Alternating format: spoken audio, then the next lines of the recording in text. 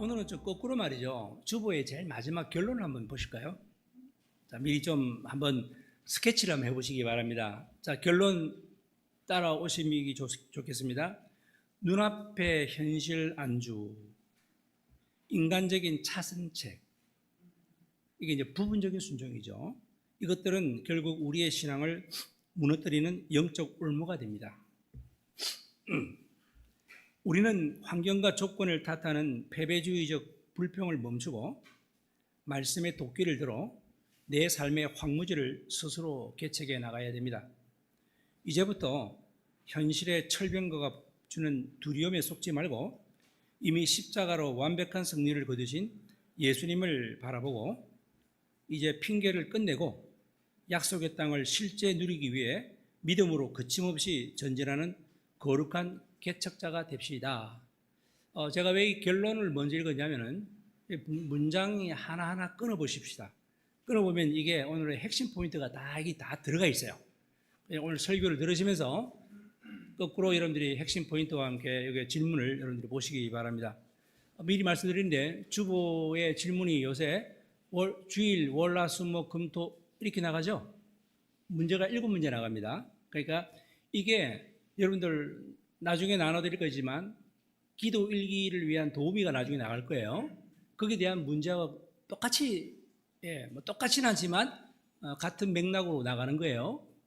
그리고 이제 여러분들이 한 주간 기도 일기를 여러분들이 또 적어 보시라고 제가 지금 계속 우리가 계몽하고 있는데, 제가 좀 시간이 있으면 나중에 설교가 빨리 끝나면 샘플로 주일 설교 일기를 제가 한번 해드리려고 합니다. 자, 그러면 다시 한번 말씀을 보겠습니다. 오늘 제목이 뭡니까? 다 같이 읽어볼까요? 제목 크게 시작. 핑계치 말고 스케일 업 하라.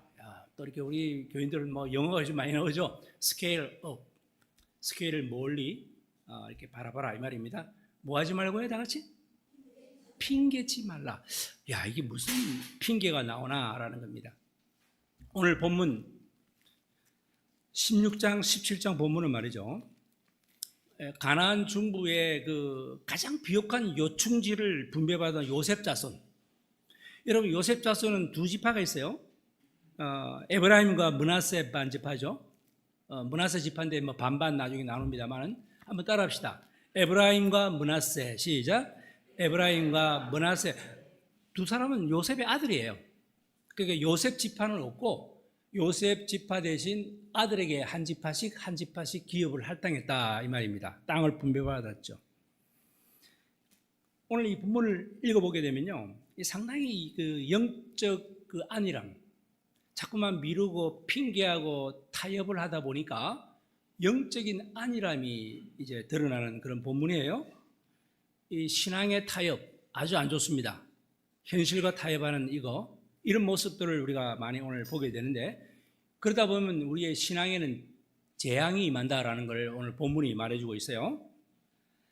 15장 여러분들이 16장, 17장을 읽어보셨으면 얼핏 보게 되면 역시 지루하죠.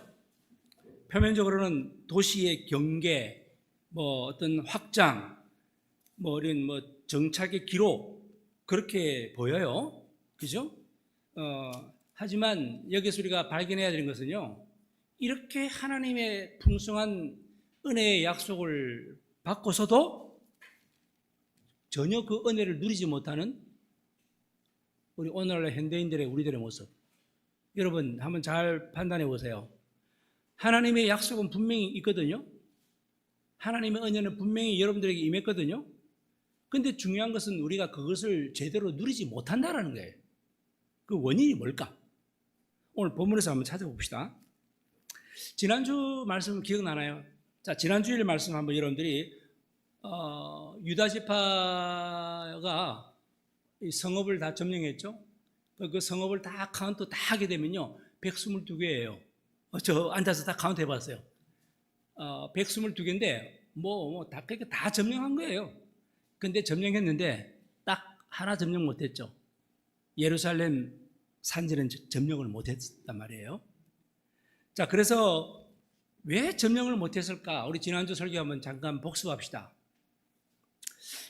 유다 지파가 그 예루살렘 산지의 여부수 족속을 몰아내지 못했던 것인가?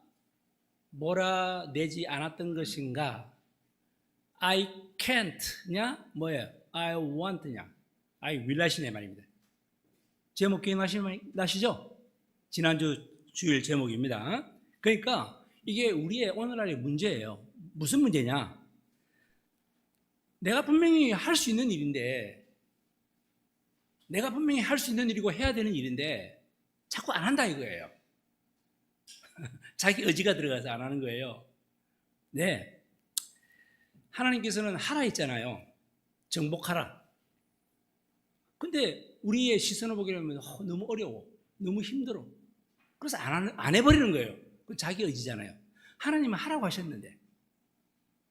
그러면 순종하고 하게 되면 하나님께서 어려운 가운데서도 하나님께서 동행하실 건데, 역사하실 건데 자꾸만 내 판단대로 안 하는 거예요.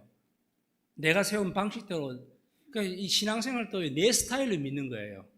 여러분, 목사가 왜 있습니까? 그래도 목사의 지침을 받고 목사가 하라면 하라는 대로 하는 것이 그게 순종의 모습인데, 자기 식대로 하는 이 모습 정말 안 좋아요.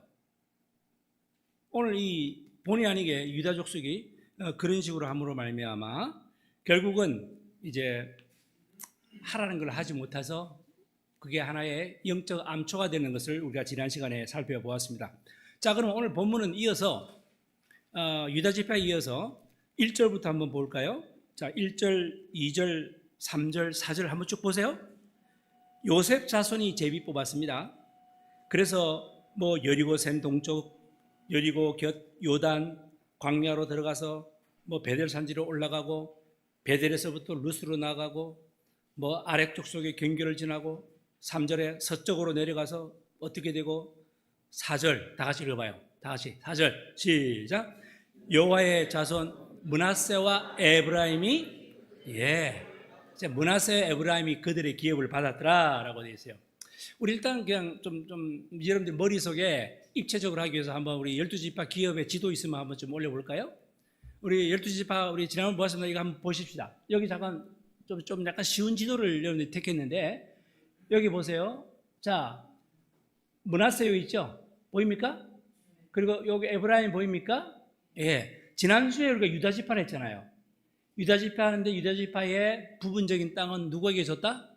시몬에게 줬다. 이게 지난주 우리가 한 거고, 지금은 우리가 므낫세와 에브라임을 하고 있어요.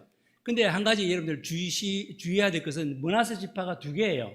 그래서 므낫세 반지파라고 해요. 절반. 므낫세 반지파, 반지파. 이렇게 두 개가 되어 있다. 자, 에브라임과 므낫세 대강 위치를 파악하셨죠? 자, 이 정도면 지도됐습니다. 자, 이걸 하시고, 그래서 이제 오늘 본문에 4절까지 우리가 보았습니다. 그렇게 여러분 지도를 보았습니다만, 에브라임 지파, 므낫세 지파는 이스라엘의 아주 중앙 핵심이에요. 중앙부예요. 그러니까 당시에 요셉이 상당히 파워풀했잖아요. 요셉이 다 먹여 살린 거 마찬가지잖아요. 그죠? 요셉이 11번째 아들이지만 장자의 역할을 했지 않습니까? 그러니까 이 요셉의 활약은 다 아시니까, 그 요셉으로 인해서 먼저 그 두 아들이 아주 좋은 땅을 이제 분배받은 건 사실이에요. 자, 그리고 5절, 6절 한번 볼까요? 이제 5절, 6절 한번 보십시다. 에브라임 자손이 그들의 가족대로 받은 지역은 이러하니라 하면서 뭐 경계 동쪽 뭐 어디 이르고, 6절 보세요. 서쪽으로 나아가서 북쪽 믹므다에 이르고 뭐 어쩌고 저쩌고, 그죠? 지명 다 생략을 합시다. 그래서 이제 6절까지 읽었습니다. 여러분 잠깐, 근데 뭐 다 지명을 다 설명할 수는 없는 건 여러분들 아시죠, 그죠? 근데 한 가지 또 중요한 지명은 우리가 또 짚고 넘어가야 되겠습니다. 자, 여러분들 6절에 체크할 지명이 나옵니다. 어디냐면 실로는 체크하셔야 돼요. 실로는 우리가 체크하셔서, 왜 이 실로가 참 중요하냐면, 아까 우리 에브라임 지파 족속 기억나시죠? 에브라임 지파의 가장 중요한 도시가 실로예요. 실로. 이 실로는 상당히 흥미로운 도시인데, 여러분 조금 다음 주에 보겠습니다만 18장 1절 한번 잠깐 보실래요? 18장 1절. 자, 우리 자막을 통해서도 보셔야 됩니다. 자, 18장 1절에 보게 되면 이스라엘 자손이 온 회중이 어디에 모여서? 실로에 모였다고 되어 있죠. 거기서 뭘 세웠다? 성막, 회막을 세웠다. 그 땅은 그들 앞에서 돌아와서 정복되었다. 자, 이게 참 중요한 내용이에요. 여러분, 이 실로 거기서 회막을 세웠다. 성막을 세웠다. 여러분, 이게 가나안 정복 이후에 원래 이스라엘 종교적 정치적 중심지는요, 아까 말씀드린 대로 에브라임 지파가 가장 중심이었어요. 에브라임 지파가. 그게 왜냐? 실로가 있기 때문에. 실로에는 뭘 두었다? 성막을 두었다라는, 하나님의 임재를 상징하는 언약궤가 있기 때문에 그게 에브라임 지파가요 상당히 중요한 지파였었어요. 근데 여러분들 조금 나중에 보겠습니다만은, 다음번에 보겠습니다만, 사무엘상 4장에 오게 되면 여러분들 혹시 기억나나요? 엘리 제사장 기억나나요? 엘리 제사장 두 아들 홈리와 비느하스 사건. 그때 블레셋하고 전쟁을 했는데 자꾸 이스라엘이 패배하니까 이스라엘 사람들이 이제 그 성막의 언약궤를 들고 나간 거예요. 이 언약궤 있으면 우리가 이긴다. 그러니까 마치 오늘날 부적처럼, 무슨 점치는 것처럼 그걸 들고 나가는 거예요. 자, 하나님 싫어하실까요? 좋아하실까요? 아주 싫어하시죠. 그래서 자세한 이야기는 못 드리지만 그 사건으로 인해서 이스라엘은 크게 패배하고, 그리고 뭐 엘리도 죽고 두 아들도 다 죽어요. 네. 그리고 더 큰 사건은 뭐냐면 이 블레셋 군대에게 이 언약궤를 빼앗겨 버려요. 하나님께서 졸지에 그 실로에 임재했던 하나님께서 떠나버리는 거예요. 하나님의 영광이 떠나가 버린 거예요. 그러니까 껍데기인 이런 언약궤만 그냥 빙글빙글 돌아다니고 있는데, 그것도 블레셋 지역에서 돌아다니게 됐던 그런 아주 슬픈 역사가 있습니다, 여러분들. 그래서 우리가 여기 해당되는 그 성경 구절을 한 두 개만 찾아볼게요. 시편을 한번 찾아볼게요. 시편 78편 60절 한번 보실까요? 시편 78편 60절입니다. 자, 한번 읽어볼까요? 시작. 사람 가운데 세우신 장막 곧 뭐라고요? 실로의 장막을 떠나시고. 바로 이게 시편 78편이 제가 말씀드린 사무엘상 그 스토리에 대한 백그라운드의 그 시편이에요. 이해되십니까, 여러분들? 하나님이 떠나버렸다는 거예요. 왜 떠났는지 제가 아까 조금 말씀드렸죠. 그들이 언약궤를 어떻게 취급했길래 막 부적처럼 무슨 뭐 점괘를 치는 것처럼 그렇게 하나님을 그렇게 취급했기 때문에 하나님이 떠나버리신 거예요. 그러니까 실로의 성막을 떠나시고, 그리고 시편 78편 67절을 보세요. 자, 67절, 68절 두 절을 보겠습니다. 잘 읽어보세요. 또 시작. 또 요셉의 장막을 버리시며 에브라임 지파를 택하죠. 여러분 잘 보세요. 우리 지금 현재 에브라임 지파를 공부하잖아요. 에브라임 지파의 가장 중요한 도시가 뭐라고요, 제가? 실로에 뭐가 있다? 언약궤 성막이 있었는데 하나님이 어떻게 해요? 지금 세월이 지나고 난 다음에 떠나버렸다라는 거예요. 그걸 지금 시편이 노래를 하고 있는 거예요. 여러분 이해가 되시죠? 제가 최대한 쉽게 설명하고 있는데, 그래서 하나님께서는 지금 시편 지금 78편 67절에 에브라임 지파를 이제는 처음에는 택함 받았는데 택하지 않으시고 그 장막을 버리신다라고 되어 있잖아요. 자, 한 절만 더 찾아볼게요. 68절 읽어봐요. 자, 68절 오직, 자가 시작. 오직 유다 지파와 그가 사랑하시는 시온산, 이게 예루살렘을 택하신다. 야, 이게 중요한 포인트예요. 결국 하나님은 실로에서, 에브라임 지파에서 어느 지파로 넘어갔다? 중요한 포인트예요. 유다 지파로 넘어간 거예요, 여러분들. 여러분, 예수님은 어느 지파에서 나왔다? 다 같이 시작.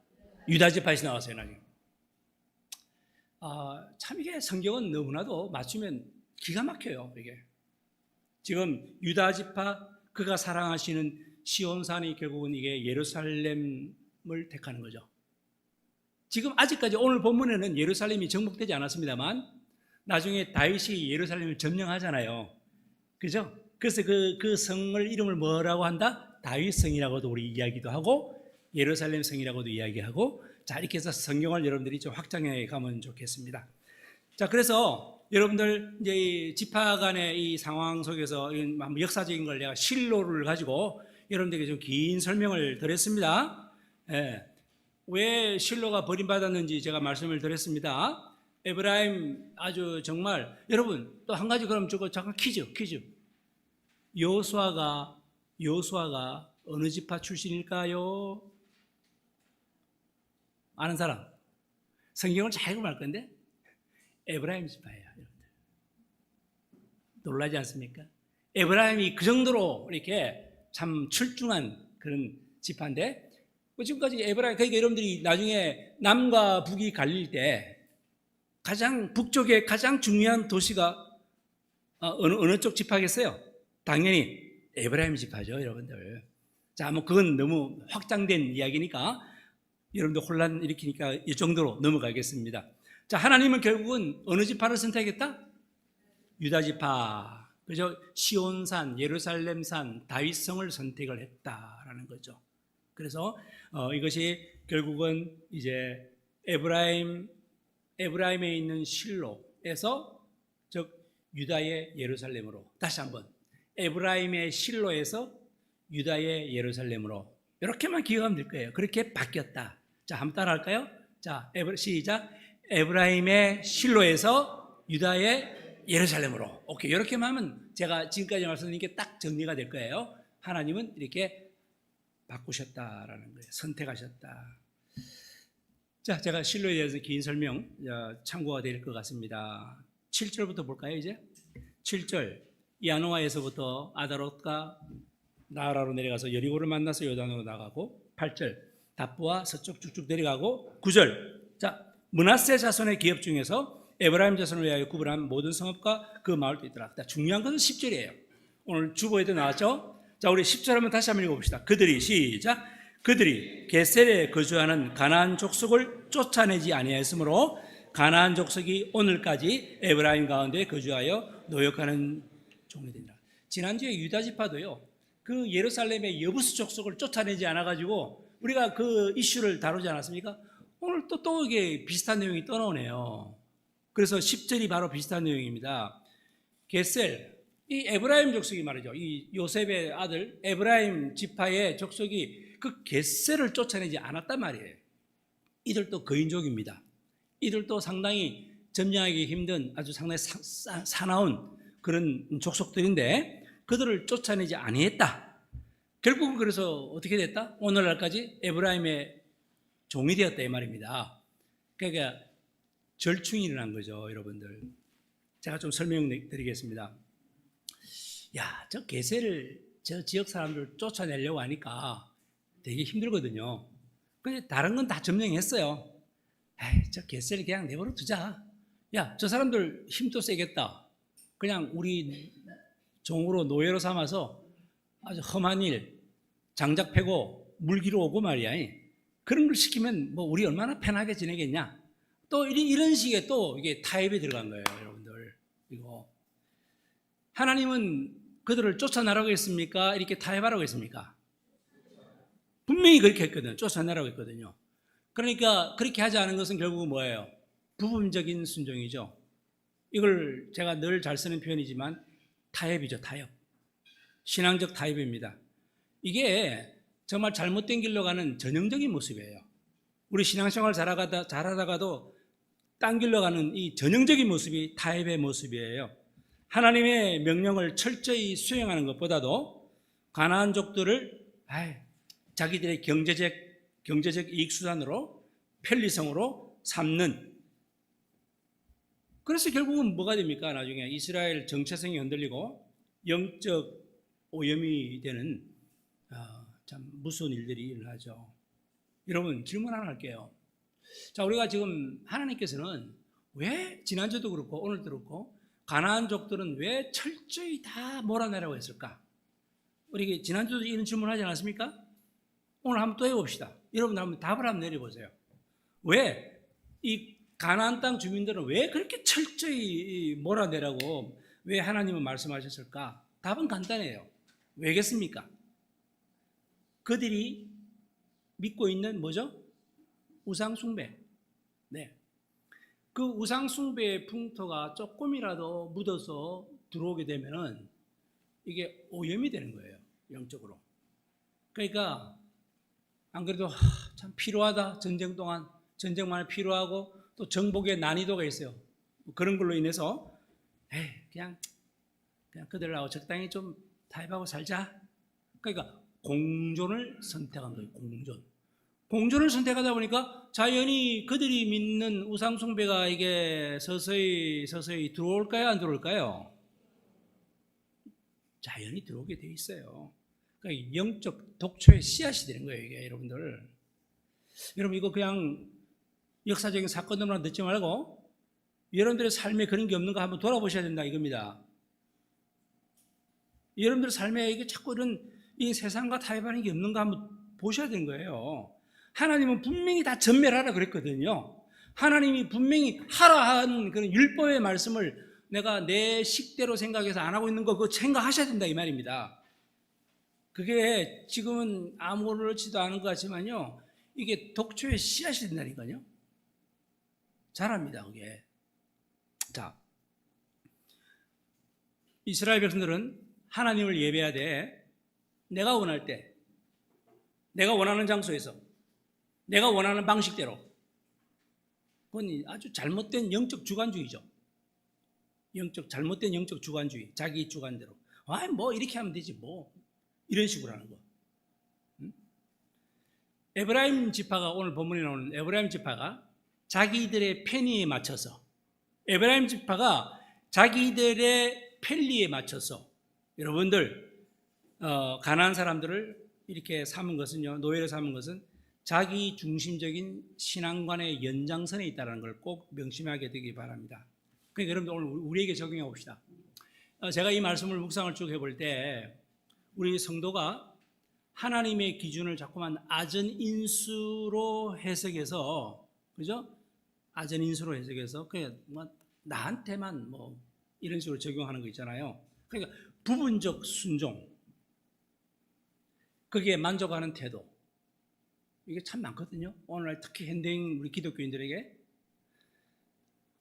부분적인 순종에 만족하는 거는요, 또 하나의 불순종이에요.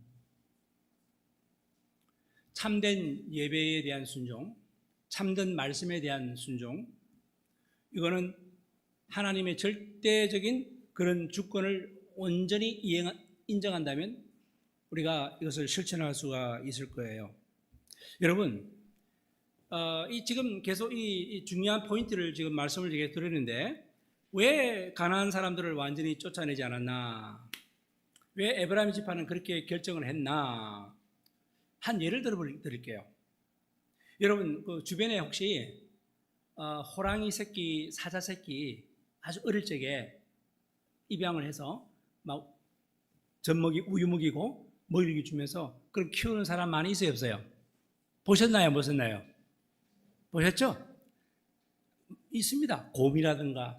그는 아주 위험한 동물인데 아주 어릴 적부터 키웠으니까 뭐 어떻게 생각해요? 야, 이 녀석은 내가 어릴 적부터 키웠으니까 무조건 나를 주인으로 알고 그래요, 잘 따를 거예요. 하지만 어느 순간 이런 맹수의 본능이 나타납니까, 안 나타납니까? 어느 순간 갑자기 나타날 때가 있어요. 그래서 키웠던 주인이지만, 자기를 키워줬던 주인이지만 공격해서 죽이는 그런 사건들이 뭐 종종 우리가 매스컴에서 보지 않습니까? 그 예를 한번 생각해 보세요. 응? 아이, 뭐 내버려둬도 돼. 내가 키웠으니까. 방치하는 거죠. 여러분, 그게 점점점 세월이 지나서 통제할 수 없는 순간이 올 때 공격합니다. 마치 똑같아요, 오늘 본문하고도. 이 가난족 속들 그대로 내버려 두는 거 적당히 안 됩니다, 여러분들. 여러분, 우리 신앙의 이 믿는 요소에도 그런 게 많이 있거든요. 우리 그리스도인들에게는 세 가지 선택이 있습니다. 제가 한번 정리해 드릴게요. 우리에게는 세 가지 선택이 있다. 첫째, 육신의 정욕을 정복하거나, 둘째, 그것과 일시적으로 동거하거나, 셋째, 아니면 그것에 의해서 삼켜지거나. 세 가지예요. 이 선택 중에 여러분들 어디를 선택해야 되는가? 이 애완 야생 동물과 같은 그런 이걸 하나의 죄로 표현한다면요, 이거 여러분들 일시적인 동고, 나중에는 이게 자라서 나를 삼켜버리는 이런 아주 위험한 내 신앙의 기반을 무너뜨리는 그런 일들이 우리에게는 일어날 수가 있다는 겁니다. 하나 정리합시다. 한번 따라할까요?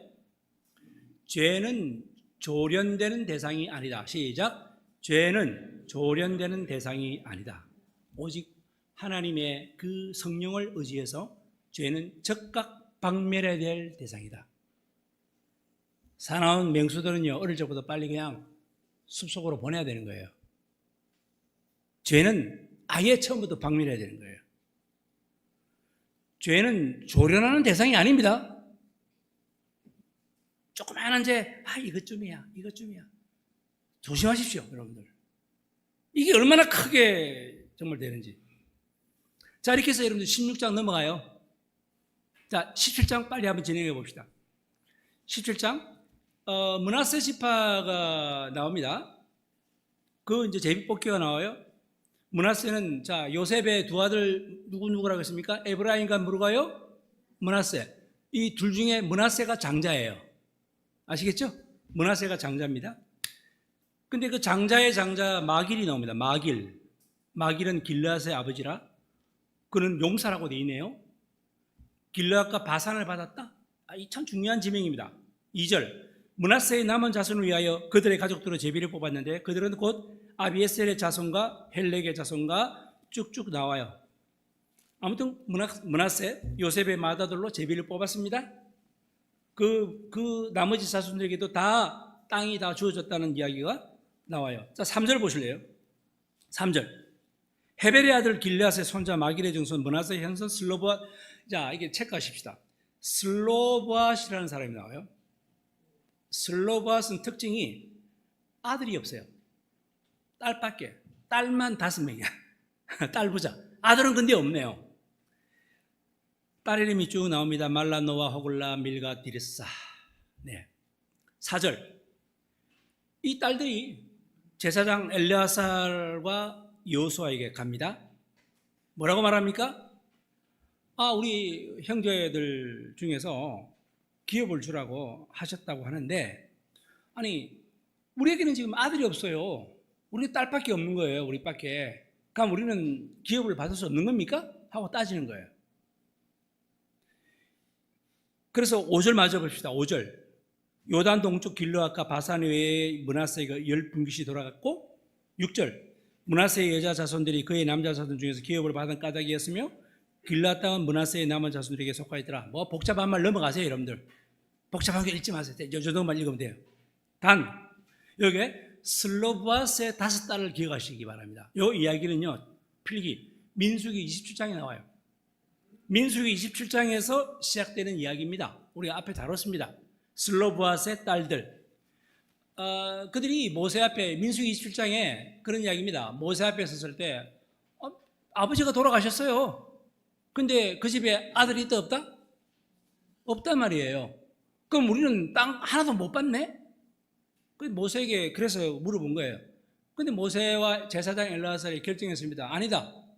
이런 경우에는 너희들도 기업을 받을 수 있다 하고 당시의 사회적 제도의 관념을 깨고 여자, 소위 말하는 딸들에게 기업을 준 사건이 민수기 27장에 나와서 그 이야기가 오늘 다시 나오는 거예요, 이게. 그래서 그들이 이제 땅을 받게 되었다라는 그 이야기입니다. 자, 이것을 우리는 한 가지 교훈을 받읍시다. 이 슬로보앗의 5딸들, 그들은 지금 눈앞의 현실, 사회적 현실, 이 상황, 도저히 이거는 뭐 자기들이 받을 수 없는 거거든요. 감히. 근데 그들은 뭘 믿었나요? 민수기 27장에 오래전에 약속을 맺은 하나님과의 약속, 모세와의 약속, 그 약속을 믿고 오늘 본문 여호수아에 와서 그 약속을 요구했다 이거예요. 지난날 이렇게, 자, 여호수아, 엘르아살이 지난날 모세 시대 때 우리에게 이런 약속을 했습니다. 하나님의 이름으로 약속을 했습니다. 이름이 중요한 거 아닌가요? 약속을 붙들고 당당하게 주장하는 이 슬로보앗의 5딸. 저는 그 신앙을 여러분들에게 말씀을 드리는 거예요. 여자 남자 이런 이야기가 아니라 뭘 붙잡았다? 하나님의 뭘 붙잡았다? 약속. 그렇죠. 오늘 저와 여러분들에게는 분명히 하나님의 약속이 있습니다. 눈앞에 불리한 현실들을 다 마다하고 무시하고 뭘만 붙잡았다? 약속만 붙잡았다. 하나님의 언약 붙잡았다라는 거예요. 그래서 7절부터 여러분들 읽지 않습니다만 7절부터 므낫세의 경계는 아셀에서부터 세게만 미무다부터 쭉 나옵니다. 8절 넘어가요. 9절 넘어가요. 10절 또 넘어갑니다. 11절 우리 한번 좀 길지만 읽어볼게요. 11절 이사갈과 아셀도 므낫세의 소유가 있으니 곧 베스안과 그 마을들과 아블르함과 그 마을들과 돌의 주민과 그 마을들이요 또 엔돌 주민과 그 마을들과 다낙 주민과 그 마을들과 무깃도 주민과 그 마을들 새 언덕 지역이라 읽기도 힘드네요. 진짜 언제가 될까? 한번 정말 성지순례를 가게 되면 이런 마을들 있는 마을이 있거든요. 여기에 있는 마을이 있어요. 베스안이라든가 무깃도 유명하죠. 엔돌 하니까 여러분들 이 사울왕이요 신접한 여인을 찾아가서 죽은 사무엘을 불러 끌어올려란 그 도시가 엔돌이에요. 여러분들 예를 들면 막 이런 이 지명마다 이게 특징들 성경에 나오는 이야기가 다 있는데 아무튼 우리 정말 여기 가게 되면 한번 이런 한번 가봤으면 좋겠어요. 자 희망사항. 자 12절 넘어가요. 그러나 반전입니다. 므낫세 자손이 그 성읍들의 주민을 쫓아내지 벌써 떠나오네요. 그 쫓아내지 못함에 가나안 족속이 결심하고 그 땅에 거주했다. 여러분 안 쫓아내니까 가나안 족속이 뭐 했어요? 야 우리 여기서 그냥 버티고 살자 이렇게 되는 거예요. 그 말입니다. 우리 13절 다 같이 한번 읽어볼까요? 중요한 말입니다. 이스라엘 시작. 이스라엘 자손이 강성한 후에야 가나안 족속에게 노역을 시켰고 다 쫓아내지. 저는요 잠깐만요 제가 이 성경을 쭉 읽어 나가는데 지금 조금 전에 읽었던 13절 있죠. 13절을 읽었는데 상당히 내가 성경을 잘못 읽었나? 하고 또 읽었어요. 아니 본문에 뭐라고 되어 있습니까? 이스라엘 자손이 강성한 후에 강성하면은 이 적들을 다 쫓아냈다는 게 말이 맞잖아요. 어때요? 그게 맞는 거 아닌가요? 저는 그 말을 기대했어요. 근데 읽어보니까 뭐라고 되어 있어요? 강성한 후에 가나안 족속에게 그냥 노역을 시키고 다 뭐 했다? 쫓아냈다가 아니라 쫓아내지 아니했다라는 말로 오니까 저는 순간 당황했다고요. 아니 왜 성경이 잘못 번역됐나? 아니더라고요. 이게 바른 번역이고 바른 우리가 읽고 있는 거예요. 강성해졌는데 아니 정말 잘 됐는데 모든 게 형통한데 말이지 왜 이래요? 그러니까 이제 가나안 계속 똑같은 말씀이 반복되는 거예요. 가나안 이 자손들을 이용해서 자신들의 편리성을 추구했던 거예요. 그러니까 여호수아의 명대로 하나님의 명대로 그들의 하나님의 명은 다 쫓아내란데 여기까지 했는데 뭘 다 쫓아내? 우리 사랑의 하나님이신데 다른 차선책을 생각했다. 뭘 생각했다? 차선책. 여러분 그런 경험 있나요? 길 가다가 여행을 하다가 제가 이제 운전을 하고 가잖아요. 언젠지 오래전에 그런 기억이 납니다. 빨리 좀 가야 되겠는데 막혀요. 그래서 막 다른 길 우회도로를 찾아가지고 막 갔어. 갔는데 알고 보니 공사 중이고요. 더 막혀요. 한 대 보내는 거예요. 그러니까 차라리 원래대로 갔으면 좀 막히더라도 더 빨리 갔을 건데 내가 돌아가는 바람에 시간이 1시간 더 걸렸던 그런 경험이 있습니다. 여러분도 그런 경험 있지 않나요? 빨리 가려다가 엉뚱한 길로 가다가 더 늦어지는 그런 경험 아마 한 번쯤 이상은 있을 겁니다. 그거 한번 생각해 보세요. 그 예화를 한번 생각해 보세요. 마치 창세기 16장에 아브라함에게 후사가 없으니까 그죠? 결국은 여종 하갈을 취해서 이스마엘을 낳지 않습니까? 그 하나님의 뜻이 아니었어요. 그게 인간적 방법이었어요. 인간적 수단이었어요. 더 빨리 가려다가 더 큰 일을 치르게 된 거죠. 마치 그와 같은 거예요, 여러분들. 저는 이 말을 이렇게 표현하고 싶어요. 한번 따라합시다. 영적 우회로. 다 같이. 영적 우회로. 우회로로 돌아갔다는 거예요, 여러분들. 지금 오늘 본문, 지금 현재 에브라임 족속도 마찬가지였고 자신의 편리성을 위해서 타협의 지름길을 찾는다고 찾았던 게 이게 문제가 된 거 아닙니까? 여러분, 믿음의 길에는요, 잘 들어보세요. 믿음의 길에는 인간적인 편법이나 타협적인 지름길이 존재하지 않습니다. 다시 한번, 믿음의 길에는 인간적인 편법이나 타협적인 지름길은 존재하지 않는다. 믿음은 한 걸음 순종이다. 하나님의 시간표를 기다리는 순종. 이게요, 늦는 것 같지만 영적 낭비를 하지 않는 빠른 길이에요, 여러분들. 괜히 돌아가려다가 엉뚱한 길로 가서 더 낭패를 당하는 경우가 많다, 이 말입니다.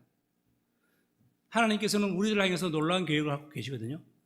여러분, 이거 믿기 바랍니다. 하나님은 여러분들을 향해서 놀라운 계획을 갖고 계신다고요. 근데 중요한 건 내가 그 계획에 미치지 못하고 있는 거예요. 왜? 그 이유가 뭔지 아세요? 자꾸만 우리는 차선책에 만족하려고 그래요. 자꾸 우리는 영적 우회로를 돌아가려고 그래요. 제대로 한 걸음 순종으로 따박따박 가야 되는데 자꾸만 엉뚱한 길로, 격길로 가니까 자꾸 더 그게 빠를 줄 알았는데, 그게 더 편하고 좋을 줄 알았는데 아니더라 이거예요. 아니더라 이거예요. 우리 하나님께서는 나를 위해서 놀라운 계획을 갖고 계세요. 성경 하나 보겠습니다. 요한복음 10장 10절, 우리가 잘 아는 말씀이죠. 우리 한번 읽어봅시다. 요한복음 10장 10절 다 같이 크게, 내가 시작. 내가 온 것은 양으로 생명을 얻게 하고 더 뭐예요? 풍성히 얻게 하려는 거예요. 이게 하나님의 계획이에요. 우리를 더 풍성하게. 한 가지 더, 요한복음 7장 38절 한번 읽어봅시다. 자, 나를 믿는, 시작. 나를 믿는 자는 성경의 이름과 같이 그 배에서 뭐예요? 생수의 강이 흘러 넘쳐 나오게 하는 게 이게 하나님의 계획이라고요, 여러분들. 네. 이게 너희를 향한 나의 계획이다 이 말입니다. 하나님께서 말씀하시죠. 그런데 우리는 자꾸 뭐한다? 자꾸만 차선책에 만족하려고 하고요. 아이, 뭘 그렇게 별나게 믿어. 그냥 천천히 슬로우. 온도는 좀 적당히 제끼고 그냥 영적 우회로. 그 예화를 잘 생각해 보세요. 빨리 가려다가 엉뚱한 길로 가서 더 늦어지는 거. 자, 14절에서 16절까지 쭉 나가 봅시다. 14절부터 읽어봅시다. 요셉 자손이 여호수아에게 말합니다. 여호와께서 지금까지 내게 복을 주심으로 내가 큰 민족이 되었거늘 당신이 나의 기업을 위하여 한 제비 한 분기시로만 내게 주시면 어찌함입니까? 15절. 자, 그랬더니 여호수아가 네가 큰 민족이 되므로 에브라임 산지가 네게 너무 좁을진데 브리스 족속과 러바임 족속의 땅 살림에 올라가 스스로 개척하라. 16절. 요셉 자손이 이르되 그 산지는 말이죠, 우리에게 별로 넉넉하지도 않습니다. 골짜기 땅에 거주하는 모든 가나안 족속에게는요, 베스완과 그 마을들에 거주하는 자이든지 이스라엘 골짜기인지 하여튼 다, 마지막 보세요, 다 뭐가 있다? 다 뭐가 있다? 다 같이? 철병거가 있습니다. 이게 뭐예요 이거 지금? 뭐 하자는 거예요? 그렇게 복을 많이 받고 그렇게 은혜를 많이 받았는데 불평이 더 많네요 지금 보니까. 제가 아까 말씀드렸죠. 에브라임과 므낫세 집안은 정말 좋은 땅 중심부를 받았다고. 근데 왜 이렇게 불평이 많아요 지금? 많은 것을 받았는데 불평이 더 많네요. 여러분, 아까 그 지도 한번 다시 한번 보실래요? 지도 한번 다시 한번 보여주세요. 그 지도를 보시게 되면요, 여기 잠깐 보세요. 에브라임과 므낫세는 여기 하나 더 있어요. 얼마나 이 중심에서 이거 정말 가장 좋은 땅을 받았는데 왜 불평이 많아요? 네, 됐습니다. 그러니까 여러분, 여기서 문제를 발견합시다. 이 요셉 지파, 두 지파를 합해서 말합니다. 이 지파들의 문제는요, 그들의 경계선 바깥에 있는 정복해야 될 철병거가 문제라고 그들은 말했지만, 그죠? 철병거가 문제입니다라고 이야기했잖아요. 아니에요. 그게 문제가 아니더라고요. 하나님이 주시겠다, 하나님이 점령하라고 했던 그 하나님의 약속을 자꾸만 망각하고 있어요. 하나님이 하라는데 안 하잖아요, 자꾸만. 여러분들 자꾸만 잊어버리고 일부러 잊어버리고 생각을 안 하고 있고, 그건 눈앞에 시각의 공포, 철병거가 있어요. 철병거. 그게 압도당했단 말입니다. 시각적인 압도를 당했다 이겁니다. 그래서 여호수아는 뭐라고 말합니까? 불평하는 그들을 향해서 그러면 도끼 들고 이렇게 연장 들고 나가서 살림을 개척해라. 우거진 숲을 다 나무도 치고 말이지. 그리고 가나안 족속을 쫓아내라. 그리고 결단을 요구합니다. 여호수아가. 이거 오늘날 우리들에게 강력하게 여호수아가 말하는 것 같지 않습니까? 핑계치 말라 이 말입니다. 핑계하지 말라 이거예요. 영적인 도끼의 날을 들고 그거 하나하나 캐 나가라 이거예요. 요셉 다소는요 아마 그랬을 거예요. 아마 제 혼자 생각인데, 야 우리 조상 요셉이 누구야? 우리 요셉은 애굽의 정말 총리였잖아. 그 기근에 다 죽어가는 모든 그 지역의 사람들을 말이지. 우리 조상 요셉이 다 살려 먹였잖아. 얼마나 정말 자긍심이 강했겠습니까? 그럴 만도 하죠, 사실은요. 그러니까 말이야, 우리가 이 요셉 때문에 우리가 이렇게 땅도 가장 좋은 땅, 넓은 땅, 다른 집합보다 2배나 더 많이 받았어. 우리는 정말 잘난 민족이야. 아마 그랬을 것 같아요. 내가 볼 땐 그 후손들이. 여호수아가 그러죠. 그래, 너희들 정말 대단하다. 너희들은 정말 훌륭한 집합 맞다. 그렇다면 말이지, 도끼 들고 나가서 나무 베고 건물 짓고 거기 있는 적들 다 쫓아내. 여호수아가 그렇게 말한 거예요. 그랬더니 갑자기 뭐라고 말한다? 뭐라고 핑계댔다 마지막에? 저들은 뭐 갖고 있다? 철병거가 있는데요. 우리 앞에서 다뤘던 갈렙과는 너무 대조적이죠. 갈렙은요, 저 산지를 내게 주소서. 저 거인족들을 내가 상대하겠습니다. 갈렙은 철병거가 아니라 뭐라도 무서워하지 않았습니다. 갈렙은 하나님이 주시겠다는 언약의 약속을 믿고 나간 거예요. 그게 중요한 겁니다. 그래서 여호수아가 이제 이런 상황에 아주 지혜롭게 다음과 같이 말합니다. 마지막이죠.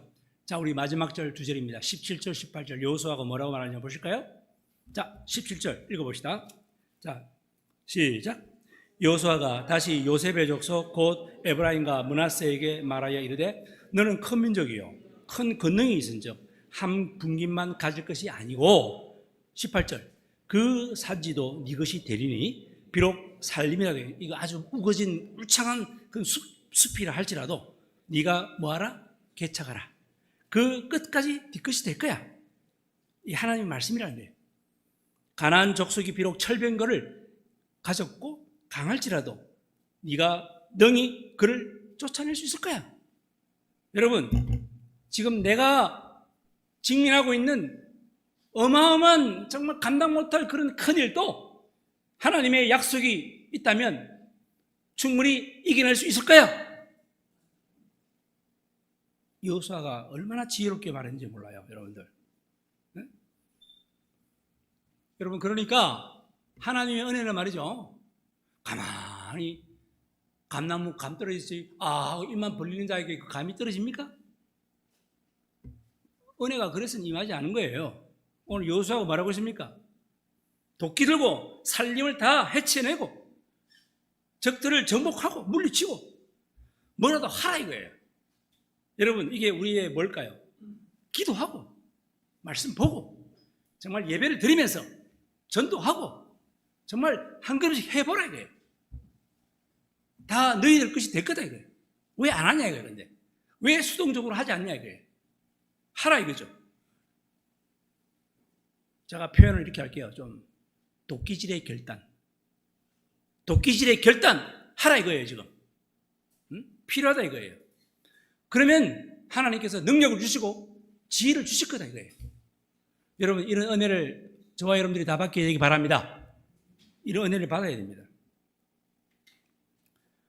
여러분, 왜 우리가 이 하나님이 주시겠다는 소유를 왜 우리가 다 받지 못할까요? 지금 에브라임 지파, 므낫세 지파 뭐에 사로잡혀 있습니까? 뭐에 사로잡혀 있습니까? 뭐가 무섭습니까 지금? 철병거가 무섭다고 두려움에 사로잡혀 있는 거예요. 그죠? 자, 두려움이 적입니다. 두려움 때문에 우리가 주님이 주시는 모든 걸 우리가 누리지 못하고 있는 거예요. 두려움은 인간을 억압하는 강력한 감정 중에 하나이죠. 두려움은 나를 약하게 만들어. 하나님께서 날 예비하신 것을 이루지 못하게 하는 게 두려움이에요. 여러분, 두려움과 믿음은 정반대입니다. 다시 한번, 두려움과 믿음은 뭐라고요? 정반대예요. 믿음은요, 전념성이 있고 두려움도 전념성이 있습니다. 둘 다 전념성이 강합니다. 만약에 두려움에 사로잡혀 있다면 여러분들, 자, 혹시 두려움에 내가 좀 더 강하게 사로잡혀 있다면 힌트 드릴게요. 믿음이 좀 강한 사람을 찾아가서 만나서 대화하세요. 왜? 둘 다 전념성이 있기 때문에 좀 믿음이 더 강한 사람들 좀 찾아가서 대화하고 만나서, 그게 덕이에요. 그거 놓치지 마세요. 하세요, 여러분들. 그러면 믿음이 있으면 두려움이 사라지죠. 반대로 두려움이 있으면 믿음이 사라지는 거예요. 여러분들 그냥 두려움에 사로잡히지 말기 바랍니다. 여호수아가 뭐라고 했습니까? 열어서 개척하라. 네 것이 될 것이다. 쫓아내라. 18절에 그러잖아요. 개척하라. 네 것이 될 거다. 쫓아내라. 철병거가 있는 힘센 그들 우리가 어떻게 쫓아낸단 말입니까? 라고 이렇게 핑계 되겠죠? 자, 그런 자에게 성경은 뭐라고 말하는지 시편 27편 1절 한번 보십시다. 자, 한번 또박또박 읽어봐요. 이젠 자신 있게, 자신감 갖고. 여호와는 시작. 여호와는 나의 빛이시요 나의 구원이시니 내가 누구를 두려워하리요? 여호와는 내 생명의 능력이시니 내가 누구를 무서워하리요? 보세요, 여러분들, 담대하게. 그리고 시편 91편 7절 한번 읽어봐요. 자, 91절, 자, 1000명이 시작. 1000명이 내 왼쪽에서 엎드러지나 만명이 내 오른쪽에서 엎드러지나니 이 재앙이 네게 가까이 하지 못하리로다. 안 나왔나요? 1000명이 내 왼쪽에서 엎드러지나 만명이 내 오른쪽에 엎드러지만 이 재앙은 너에게 있지 않을 거다, 이 말입니다. 여러분, 하나님과 함께하는 여러분들 두려워하지 마시기 바랍니다. 정말 오늘 이 말씀 속에서. 근데 우리가 이 감정에 쏟고 있어요.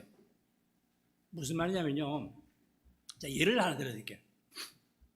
여러분들 지금 많은 사람들이 시속 600마일 그리고 또한 3,500피트 높은 그 날아다니는 비행기 있잖아요. 제트 비행기. 그 거대한 금속 튜브와 같은 그 비행기 탈 때, 여러분 솔직히 우리 인간적으로 이야기합시다. 오래간만에 비행기를 탈 때 처음에 좀 비행기 뜰 때 내릴 때 좀 두려워요, 안 두려워요? 말씀해 보세요. 두려워요, 안 두려워요? 솔직히 조금. 다 좀 인간적인 마음은 똑같거든요. 두려움이 사실은 누구나 좀 있어요. 근데 그 비행기의 위험성, 여러분 8기통짜리 그냥 우리 승용차, 우리 타고 다니는 차 있잖아요. 그 승용차가 안전할까요? 이 비행기가 훨씬 안전할까요? 이미 그 통계로 나온 것도 있죠. 비행기가 7배나 안전하답니다. 비행기가 7배나 더 안전하대요. 근데 우리는 일단 보이는 게 큰 게만 보이니까, 사건 만나도 너무 크게 나버리니까 그게 두려움이 있는 거죠. 마치 예를 들면 그렇다라는 거예요. 예를 들면 이 철병거, 이 거대하고 위협적인 이 시각적으로 보는 그 무기, 거기에 압도당해서 그만 하나님의 성취를 보지 못하고 하나님의 언약을 잊어버리고 불안에 떨었던 그 심리적 현상을 제가 지금 예를 들어서 말씀을 드리는 거예요. 네?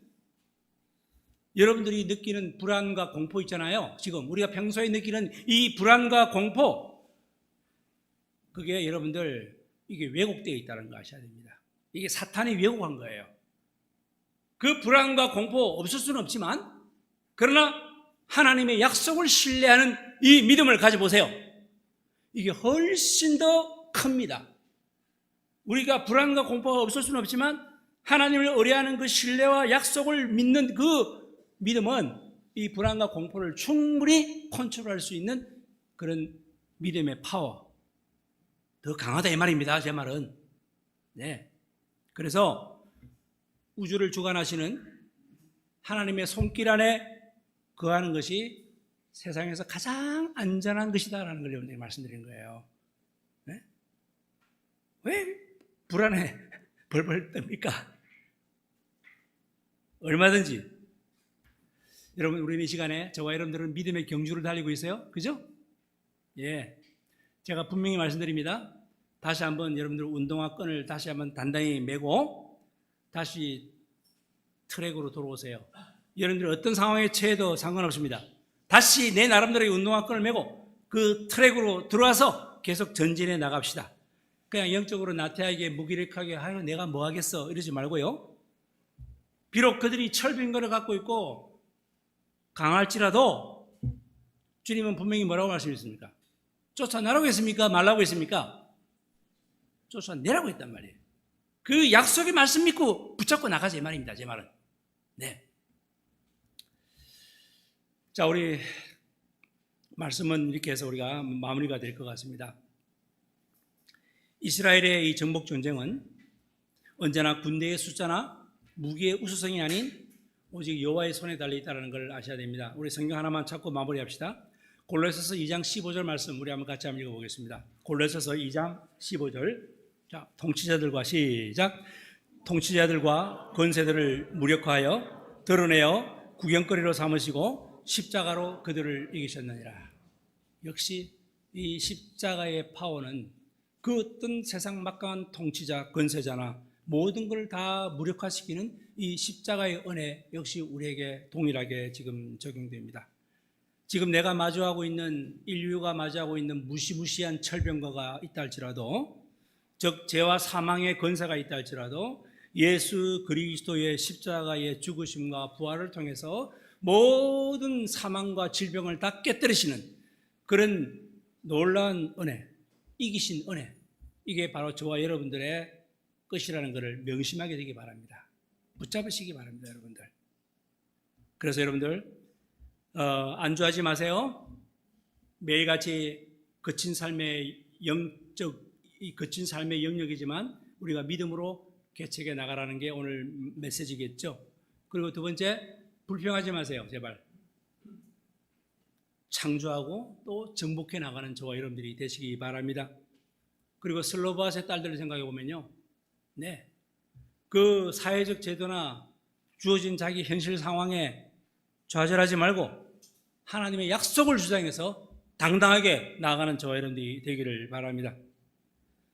마지막 결론으로는 정말 오늘 우리 이 시간에 생각해 볼 때 하나님의 신실한 약속에 반응하면서 우리가 인간의 내면적 두려움과 또 이 타협, 세상과 자꾸 타협하려고 하는 이 모든 것들, 자꾸 그에 대한 핑계들, 철빙계에 대한 핑계, 이 모든 것들, 그 장애물들 다 이게 우리 패배주의와 오버랩되는 거예요. 네, 자꾸만 패배주의로 되게 됩니다. 그러지 마시고 이 시간 철병거를 보기보다는 갈보리 산 그 십자가, 우리 아까 찬송 때 했죠? 그 갈보리 언덕 위에 죄의 정욕을 멸하시고 부활의 승리를 완성하신 예수 그리스도로 우리는 이 시간 부름받아 나아간다는 사실을 여러분들이 깨닫고 오늘 말씀을 다시 한번 굳게 붙잡는 저와 여러분들이 되기를 바랍니다.